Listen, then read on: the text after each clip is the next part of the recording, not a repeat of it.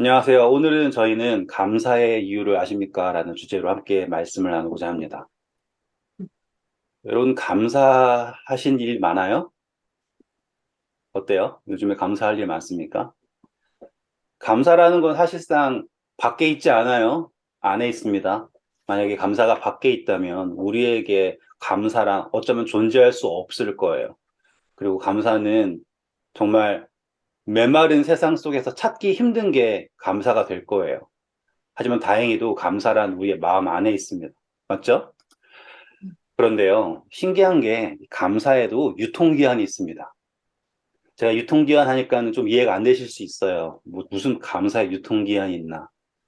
그런데 곰곰이 생각해 보시면 우리의 삶에 감사가 계속되지 않는다라는 것도 알아요. 그렇지 않습니까? 우리 항상 이쯤 되면 이러한 거 많이 받아보셨죠? 네, 인터넷에서 또 떠돌아다니는 거 이렇게 복사 붙여넣기 해가지고 착착착착 돌아다니는 거. 저도 이거 한동안 참 많이 받았었는데 제가 답장을 안 해주니까 안 보내시더라고요, 이제. 항상 기뻐하라, 쉬지 말고 기도하라, 범사에 감사하라. 이것이 그리스도 예수 안에서 너희를 향하신 하나님의 뜻이라.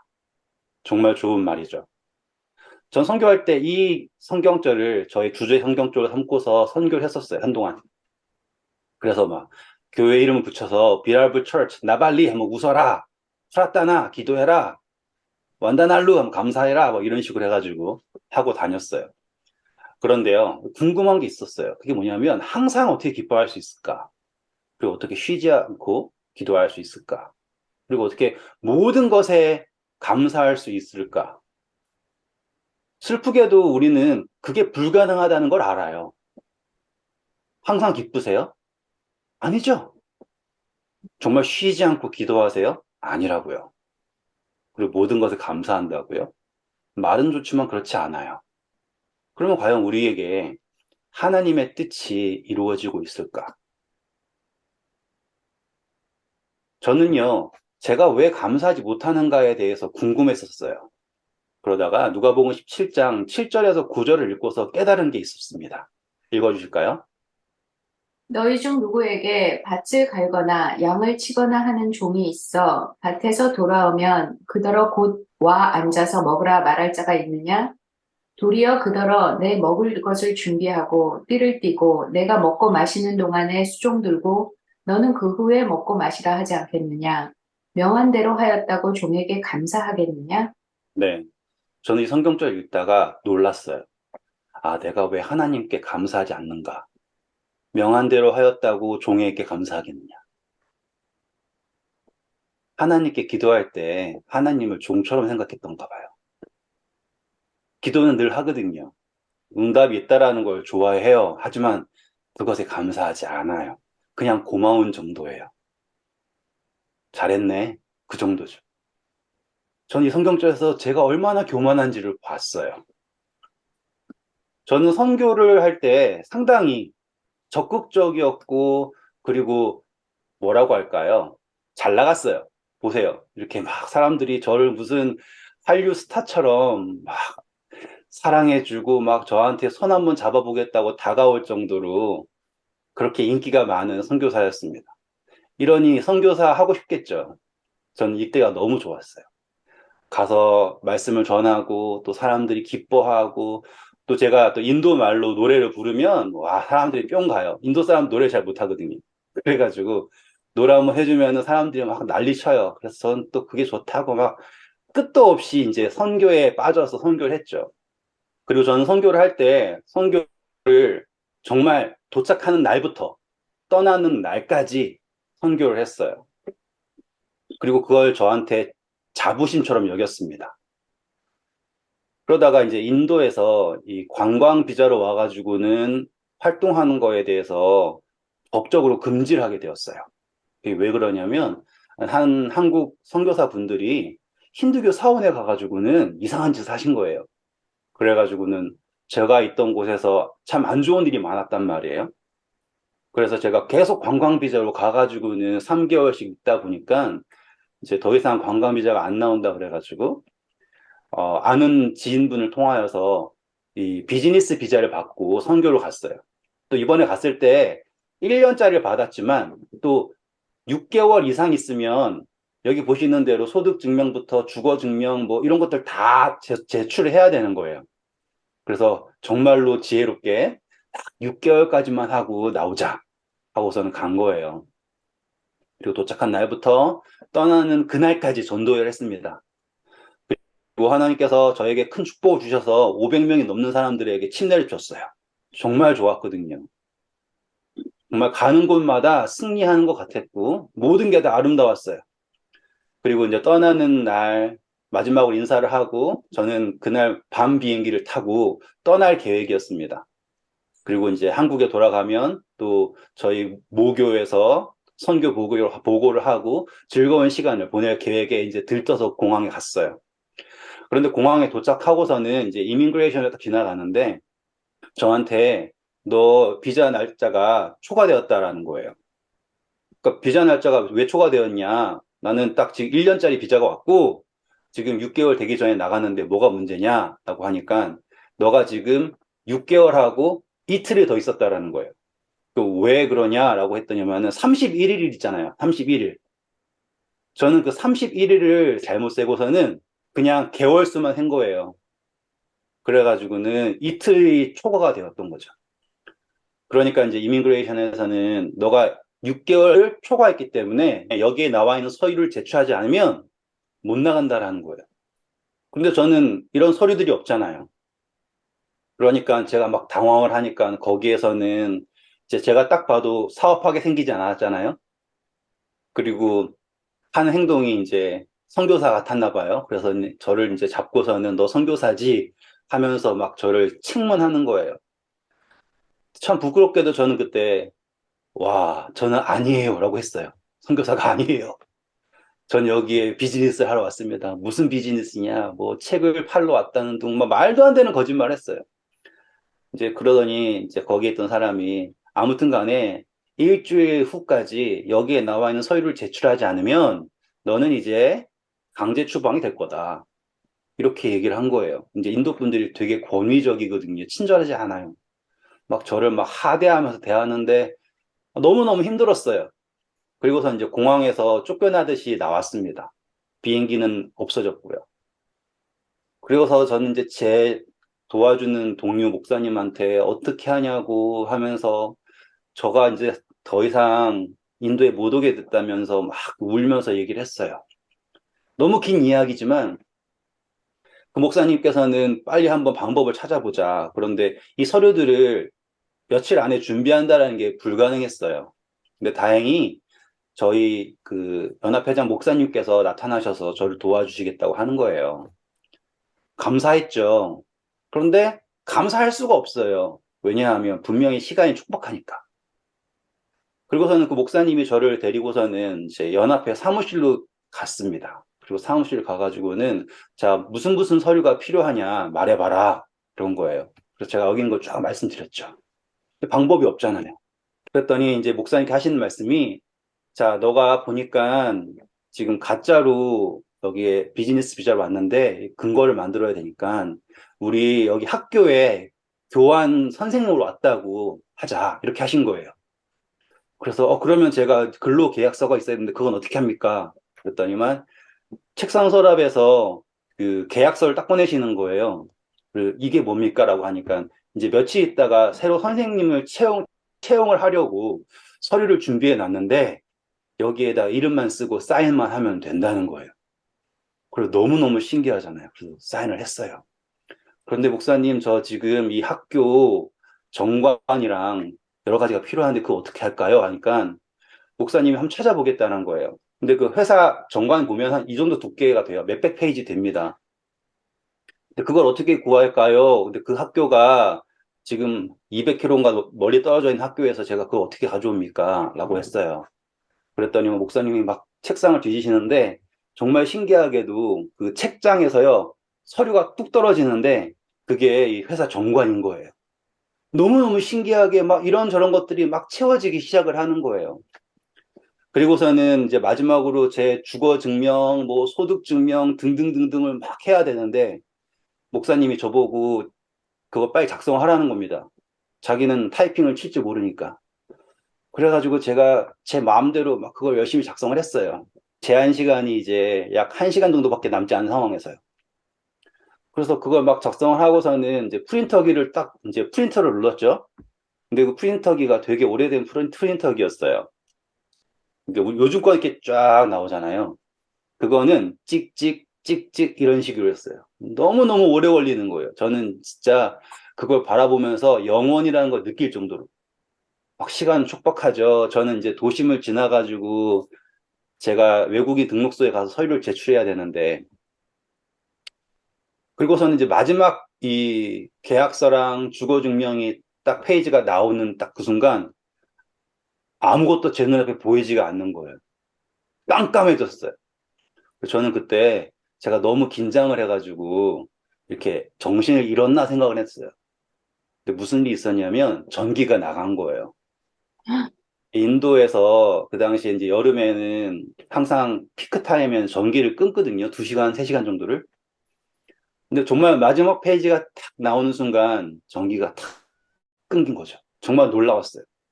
그래서 진짜 제가 일주일 내내 찾아도 찾지 못했던 이 서류들을요, 불과 1시간 만에 모두 갖추게 된 거예요. 기적이잖아요. 말이 안 되잖아요. 미국에서도 뭐 하려고 그러면 며칠을 기다려야 되는데, 인도에서 제가 필요한 거의 한 20가지 정도 되는 서류가 불과 1시간 만에 다 준비가 된 거예요. 그러면 기분이 어떨까요? 감사하겠죠. 정말 기쁘겠죠. 그런데 불안한 거예요. 왜냐하면 오후 제가 이야기를 막 빨리 하다 보니까는 중간에 건너뛴 부분이 있는데, 제가 그 외국인 등록소에 가가지고 서류를 못 구했으니까 좀 살려주세요라고 간청했었던 때가 있었거든요. 근데 거기에서 한 얘기가 오늘 1시까지 서류를 제출하지 못하면 이거는 대사관으로 송치된다라고 했던 게 마지막이었단 말이에요. 그러니까 저는 이제 이 마지막이 1시까지 간다라고 하는 게 얼마나 촉박하겠어요. 그러니 하나님께서 이런 서류들을 막 주시고 모든 게 막 생기는 것 자체가 놀랍지만 감사할 수가 없는 거예요.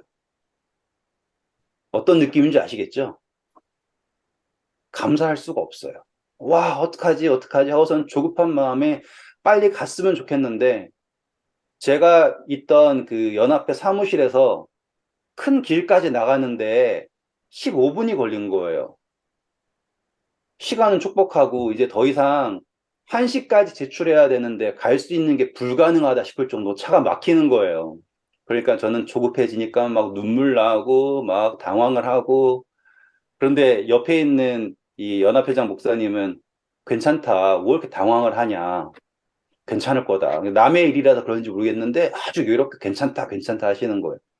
전 당황을 하고 하나님 살려주세요. 제발 막 그랬죠. 근데 신기한 일이 있었어요. 제가 큰 길에 나가니까 그 길이 차가 한 대가 없는 거예요. 제가 가는 쪽으로 외국인 등록소까지 가는 길에 차가 하나도 없던 거예요. 무슨 일이었냐 했더니 제가 일하던 곳이 안드라프라데시라는 주예요. 인도에서. 중부에 있는 주거든요.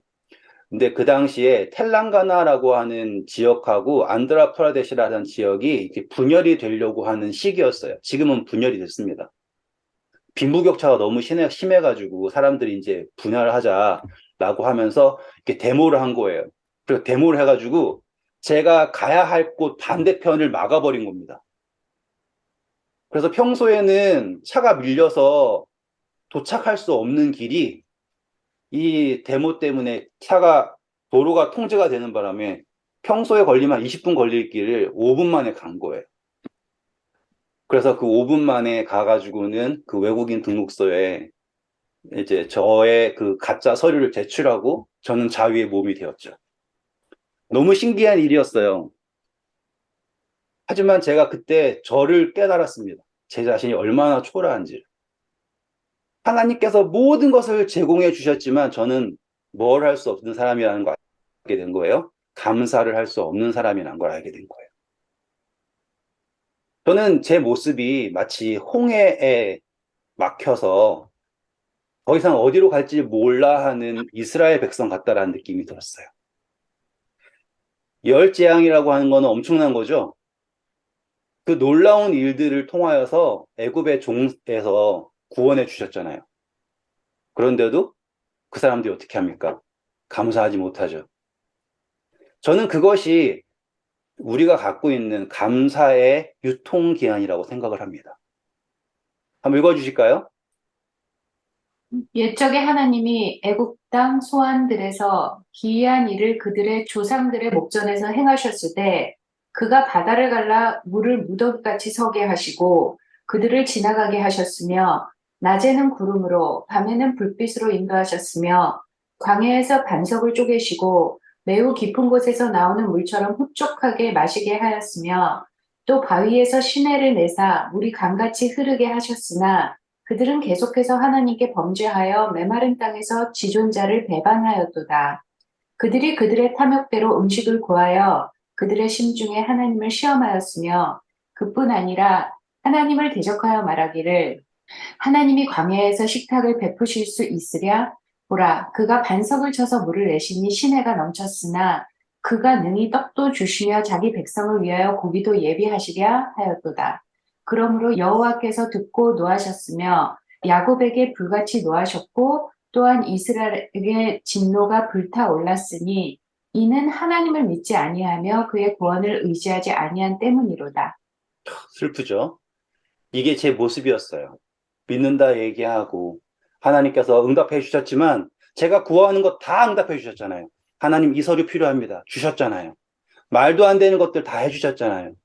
그리고 마지막 페이지가 나올 때 전기가 딱 끊겼다라는 거는 정말 하나님께서 도와주시겠다라는 약속이지 않습니까? 분명하게 보이는 증거잖아요. 하지만 전 두려워 떨었고요. 보라, 그가 반석을 쳐서 물을 내셨으니. 자, 그런데 과연 하나님이 이 광야에서 우리에게 식탁을 베푸실 수 있을까? 문제가 무엇이냐면요. 우리는 하나님에게 은총을 받아도 거기에서 무엇을 못 배우는 거고요? 의를 배우지 못하는 거예요. 여러분, 우리의 감사에 유통기한이 있는 이유가 뭐냐면 우리가 하나님을 종처럼 생각하기 때문이에요. 우리가 하나님에게서 그 은혜에서 무엇을 배우지 못하기 때문이라고요? 의를 배우지 못하기 때문에 우리의 감사가 조건적이고 우리의 감사의 유통기한이 너무 짧은 겁니다. 두려움을 이길 수가 없는 거예요. 지난 시간 우리는 아무것도 염려하지 말고 하나님께 감사함으로 아뢰라라는 걸 배웠어요. 그러면 모든 지각에 뛰어나신 하나님께서 우리를 도우실 거다. 우리의 생각을 지키실 거다라는 걸 배웠어요. 하지만 그러지 못한 것은 무엇이라고요? 우리가 하나님을 배우지 못했어요. 경험을 통해서 깨닫지 못한 거라고. 말씀드렸잖아요. 염려는 우리가 어떻게 해석하느냐에 따라서 다른 거라고요. 우리가 감사를 감사답게 못하는 것은 우리가 하나님을 알지 못하는 게 아니에요. 우리가 하나님에 대하여서 뭘 하지 못하는 거예요? 믿지 못하기 때문이에요. 시편 139편입니다. 저는 이거를 처음부터 끝까지 다 읽을 거예요. 그런데요, 읽어보시면 이제 무언가를 느끼실 수 있게 되는 겁니다. 한번 제가 읽어볼게요. 여호와여, 주께서 나를 살펴보셨으므로 나를 아시나이다. 느끼시겠어요? 그렇죠. 하나님이 날 살펴보셨으면 얼마나 초라할까요? 주께서 내가 앉고 일어섬을 아시고 모든 걸 다 아시는 거예요. 내가 앉고 일어서고 하는 걸 모든 걸 아시는데 무엇도 아시나고요? 멀리에서도 나의 생각을 아신다. 그러면 제가 막 하나님 감사합니다. 도와주세요. 막 이런 것들 하나님이 어떻게 느끼시다는 것도 아시겠죠? 그 다음 읽어주실까요? 나의 모든 길과 내가 눕는 것을 살펴보셨으므로 나의 모든 행위를 익히 하시오니 여호와여 내 혀의 말을 알지 못하시는 것이 하나도 없으시니이다. 네, 이 말은 무슨 뜻이냐면요. 내가 말하기 전에 이미 알고 계신다라는 뜻이에요. 그럼 하나님은 다 알고 계시죠? 모르는 건 누굴까요? 우리가 하나님을 모르는 거예요. 다음입니다. 주께서 나의 앞뒤를 둘러싸시고 내게 안수하셨나이다. 이 지식이 내게 너무 기이하니 높아서 내가 능히 미치지 못하나이다. 네. 다윗이 깨달은 것은 아, 정말 하나님께서 나를 둘러싸시고 계시구나. 내가 더, 그러니까 이 둘러쌌다라는 거는 원어적 표현을 보시면 포위하셨다라는 표현이에요.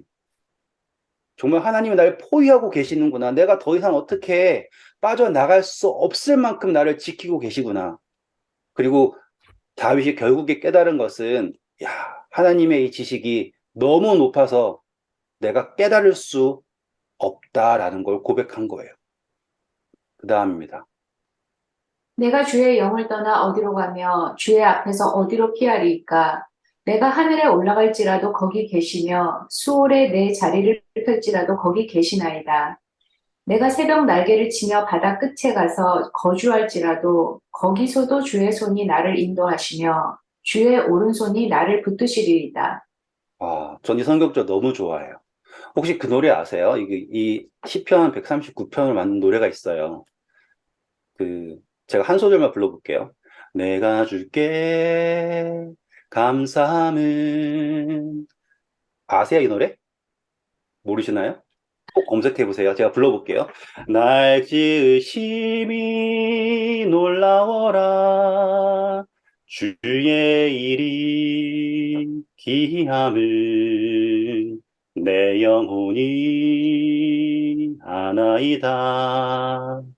하늘 높이 올라가도 깊은 밤 내려가도 새벽 날개 치며 바다 끝 거하여도 주의 손이 날 붙드니 내가 주를 높이리라. 이런 노래가 있어요. 검색해 보시면 나와요. 정말 좋아요. 근데 제가 처음 이 노래를 배웠을 때 그 노래 풍으로 부르는 분들은 없는 것 같아요. 요즘에 이제 가스펠들이 약간 좀 달라졌잖아요.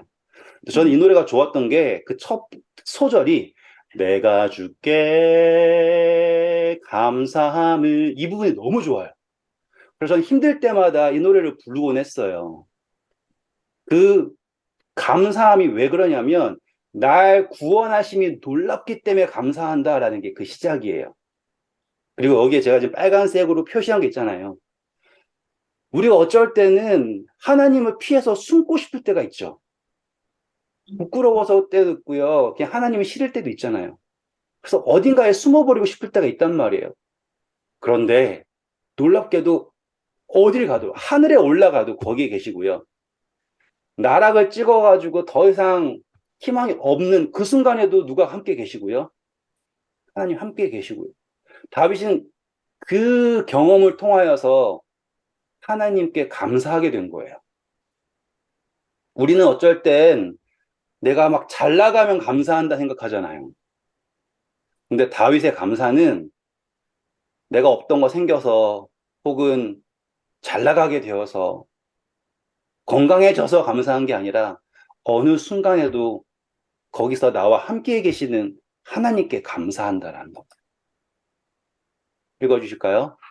내가 혹시 말하기를 흑암이 반드시 나를 덮고 나를 두른 빛은 밤이 되리라 할지라도 주에게서는 흑암이 숨기지 못하며 밤이 낮과 같이 비추나니 주에게는 흑암이 빛과 같음이니이다. 도무지 희망이 없을 때 그때 나는 정말 끝이다. 더 이상 아무것도 되지 않는다. 하지만 다윗의 고백은 무엇이에요? 하나님에게는 흑암이 없다라는 걸 경험한 거예요. 그래서 감사하는 겁니다. 주께서 내 내장을 지으시며 나의 모태에서 나를 만드셨나이다. 내가 주께 감사하옴은 나를 지으심이 심히 기묘하시니라. 주께서 하시는 일이 기이함을 내 영혼이 잘 아나이다. 내가 은밀한 데서 지음을 받고 땅의 깊은 곳에서 기이하게 지음을 받은 때 나의 형체가 주의 앞에 숨겨지지 못하였나이다. 내 형질이 이루어지기 전에 주의 눈이 보셨으며 나를 위하여 정한 날이 하루도 되기 전에 주의 책에 다 기록이 되었나이다. 아멘. 다윗의 감사의 이유는 그의 삶에 일어난 어떤 사건들이 아니라 결국에 나라는 존재를 지으셨다라는 그 자체가 너무 놀라운 거예요. 그 자체가 너무 감사하고 그러한 나와 하늘에 있든지 땅에 있든지 바다 끝에 그 새벽 날개가 뭐냐면 해가 딱 떠오르면 빛이 쫙 올라오죠. 그걸 새벽 날개로 표현하는 거예요. 그 쫙 올라오는 그 땅 끝에 있을지라도 거기에서부터 나를 이끄시는 하나님이 감사한 거예요.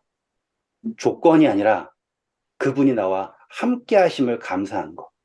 그리고 더욱더 감사한 것은 내가 도저히 앞을 모르는 그 상황에 내가 태어나기 전에도 그분의 책에 내 이름이 기록되어 있다라는 것. 그것이 그에게 있어서 가장 큰 감사라는 거예요. 하나님이여, 주의 생각이 내게 어찌 그리 보배로우신지요. 그 수가 어찌 그리 많은지요. 내가 세려고 할지라도 그 수가 모래보다 많도소이다. 내가 깰 때에도 여전히 주와 함께 있나이다. 네. 저는 이 말이 너무 좋아요. 내가 깰 때에도 여전히 주와 함께 있다. 이 말은 뭔지 아세요? 잠들 때 언제 제일 불안하세요? 잠잘 때 불안하지 않아요? 당장 어떤 일이 생길지 모르고 내가 잠자도 되는가? 라고 고민할 때 있잖아요. 근데 다윗은 잠들면서 그가 용감하게 잠들 수 있는 것은 내가 깰 때에도 내가 깨도 여전히 하나님께서 나와 함께 계신다라는 믿음이 있기 때문에 그가 잠들 수 있는 거예요. 성경은 의인에게 평안한 잠을 주신다 하잖아요. 23절입니다. 하나님이여, 나를 살피사 내 마음을 아시며 나를 시험하사 내 뜻을 아옵소서. 내게 무슨 악한 행위가 있나 보시고 나를 영원한 길로 인도하소서. 네. 그래서 다윗의 감사는 어떻게 끝이 나냐면 하나님 제발 저를 더 알아주세요. 제발 저를 더 살펴주세요. 좀 많이 다르죠? 우리는 하나님께 나의 깨끗한 모습만 보여드리려고 그러잖아요. 좀 잘하는 모습만. 근데 다윗은 달라졌어요. 그가 경험을 했을 때 나의 높은 곳, 낮은 곳 관계없이 언제나 함께 하시는 하나님, 나를 창조하신 하나님께 감사하게 된 다윗은 하나님 제발 저를 좀 더 알아주세요. 제발 저를 조금 더 살펴주세요. 제발 저를 좀 더 깨끗하게 하셔서 저를 영원한 길로 인도해 주세요. 라고 하는 고백이 바로 다윗의 고백입니다. 네. 시편 97편 10절에서 12절에는요, 이런 말씀이 있습니다. 제가 읽을게요. 여호와를 사랑하는 너희여 악을 미워하라. 그가 그의 성도의 영혼을 보존하사 악인의 손에서 건지시느니라. 읽어주세요. 의인을 위하여 빛을 뿌리고 마음이 정직한 자를 위하여 기쁨을 뿌리시는도다. 의인이여, 너희는 여호와로 말미암아 기뻐하며 그의 거룩한 이름에 감사할지어다. 아멘. 자, 우리에게 감사가 어디에 있다고 말하는 거예요? 여호와로 말미암아 감사하라는 거예요. 상황이 아니라 나에게 여전히 함께 계시는 여호와로 말미암아 감사하시는 저와 여러분이 되길 간절히 원합니다. 음, 정말로 그것이 진정한 감사예요. 그 감사야말로 유통기한이 없는 영원한 감사입니다. 너희 염려를 다 주께 맡기라. 이는 그가 너희를 돌보심이라. 유통기한이 없는 감사. 그리고 그 감사는요, 내 마음 속에 누구의 마음을 갖는 것이 진정한 감사라는 거 아시겠죠, 이제? 하나님의 마음을 내 마음 속에 두는 것이 진정한 감사라는 것을 기억하시는 여러분 되시길 간절히 바랍니다. 다음 주에는요, 내게 내 언약을 세워 내가 여호와인 줄 내게 알게 하리니 이는 내가 내 모든 행한 일을 용서한 후에 내가 기억하고 놀라고 부끄러워하여서 다시는 입을 열지 못하게 하려 함이라. 주 여호와의 말씀이니라. 좀 약간 도전적인 말씀 같죠? 다음 주에는요, 하나님께서 세우신 언약이 나에게 주는 의미라는 주제를 가지고 함께 말씀을 나누고자 합니다. 감사합니다.